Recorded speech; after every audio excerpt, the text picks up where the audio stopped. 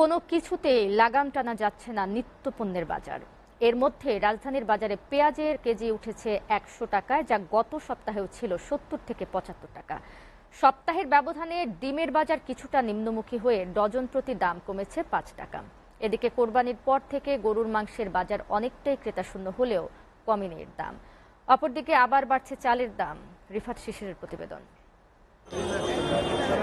নিত্যপণ্যের দামের দৌড়ে বেসামাল নিম্ন ও মধ্যবিত্তরা। কোনো পণ্যের দামই নেই স্থিতিশীল। রাজধানীর বাজার ঘুরে দেখা যায় সপ্তাহের ব্যবধানে বেড়েই চলেছে সব ধরনের সবজির দাম। তবে বৃষ্টি হওয়ার কারণে কাঁচা মরিচের দাম কমেছে কেজিতে ১০ থেকে ১৫ টাকা। এদিকে এক সপ্তাহে পেঁয়াজের দাম ২৫ টাকা বেড়ে হয়েছে ১০০ টাকায়। সাধারণত কারণ বাজারে একটু কম্পারেটিভলি সস্তার জন্যই মানুষ আসে, কিন্তু এখন এখানেও অনেক দামের বাড়তি দেখা যাচ্ছে আর কি। পটল, ঝিঙ্গা, তারপরে বেগুন, এগুলো দাম বৃদ্ধি। বেচছিলাম পেঁয়াজ ৮৫ টাকা, ৯০, এখন বেচতেছি ১০০ টাকা ফরিদপুর, আর ১১০ টাকা বেচতেছি পাবনা। গত সপ্তাহ ৭০ টাকা ৮০ টাকা ছিল, কিন্তু এক সপ্তাহের ব্যবধানে সেই পেঁয়াজ ১০০ টাকার ৭০ টাকার পেঁয়াজ ১০০ টাকা হয়ে গেছে। পেঁয়াজের দাম তো বাড়তি, আমি এখন কিনলাম ২.৫ কেজি ২৫০ টাকা দিয়ে। সব ধরনের মাছের দাম অনেকটা আগের মতোই। এদিকে কুরবানির পর গরুর মাংসের বিক্রি কমেছে অনেকটাই।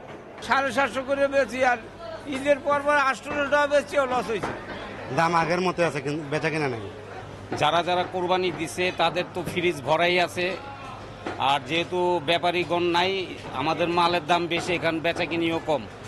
ব্রয়লার মুরগির দাম কিছুটা স্থিতিশীল থাকার পাশাপাশি এ সপ্তাহে ডজন প্রতি ডিমের দাম কমেছে ৫ টাকা। তবে হাঁসের ডিমে বেড়েছে ডজনে ৩০ টাকা।